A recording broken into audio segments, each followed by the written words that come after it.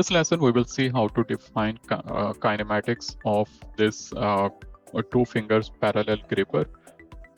The gripper has already been imported into TPS, Technomatics Process Simulate, and it is in modeling scope. So make sure that it is in modeling scope. And if it is in modeling scope, how to convert to make it in modeling scope. So in the modeling tab, you can see this set modeling scope. If it is not in set modeling scope, then click on set modeling scope.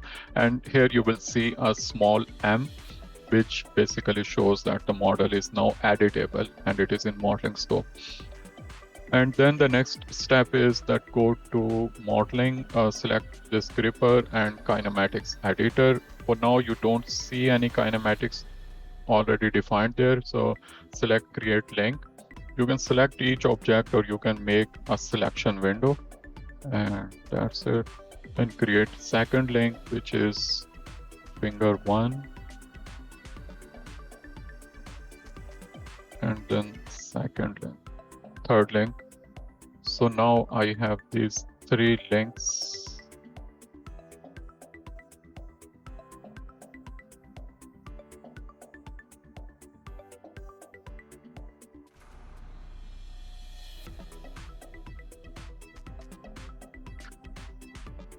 And TPS has also assigned them different colors to make them identifiable.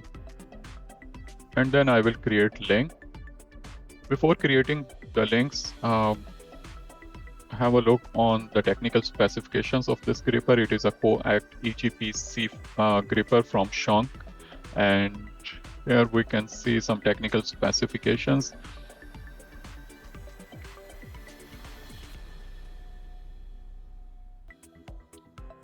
So make sure that you have all those components which are moving, because now we are defining kinematics. Since flange, it will move or is attached to this base body of the gripper. So this is why I have made it one link. So, but you can make them separate links as well, but then you need to define additional joints. So now we have this gripper available, and let's start defining joints. So link 1, and then this is joint 1, and then we need to define axis of rotation of movement, and also joint type. Since it is a parallel finger gripper and with a linear movement, so we will select prismatic. The default is Revolute. We need to change it, and then we need to define axis. So this is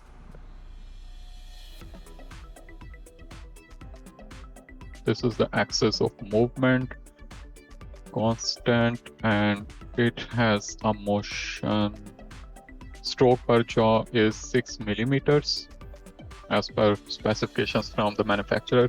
So high limit is 6, low limit is 0.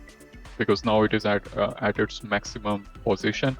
And speed and acceleration, I am not changing them at this time. We can change them later if we need to. And similarly, I will define the second joint, prismatic, joint type, and direction is this one, constant, 6 millimeters. Okay, so now I have these joints defined, and then we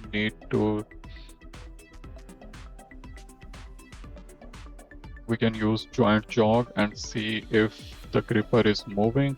So we can see that both are moving.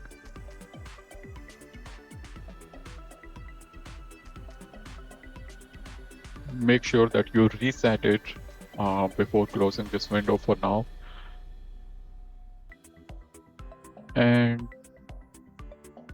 But now we can see that each finger is moving separately, so they are independent of each other. But in an actual gripper, this is not the case. Both fingers are dependent on each other.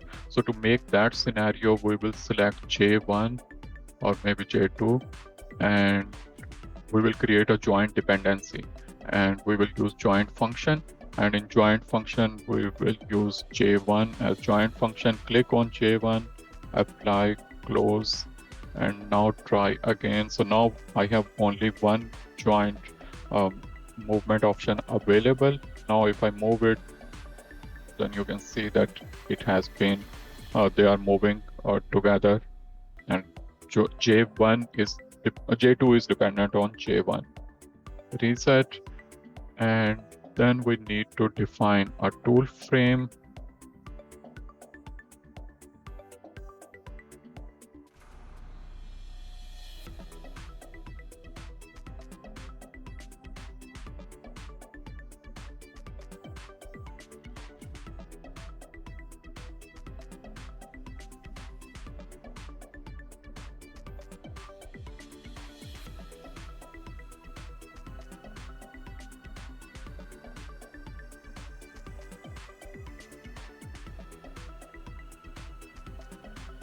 A base frame,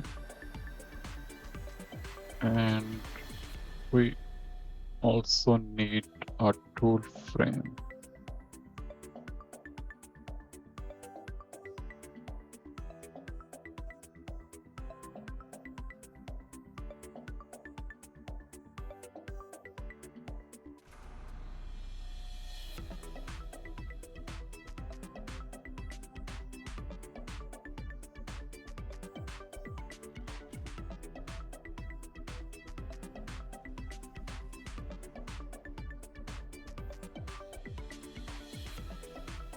Okay, let's close this kinematic editor, and now we have our gripper kinematically defined.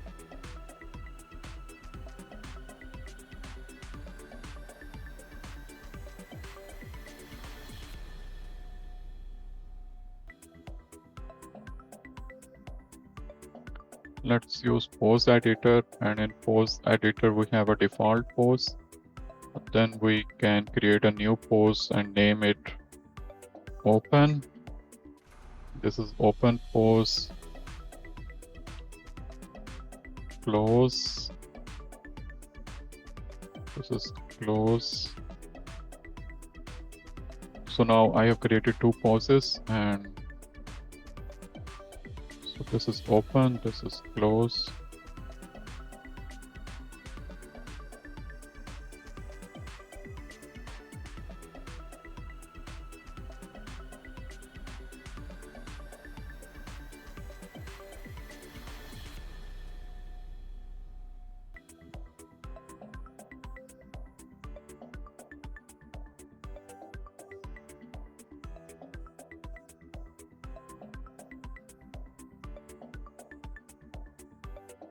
So now we have created this gripper, and now it is ready to use or ready to be attached to a robot and then use it for pick and place operations.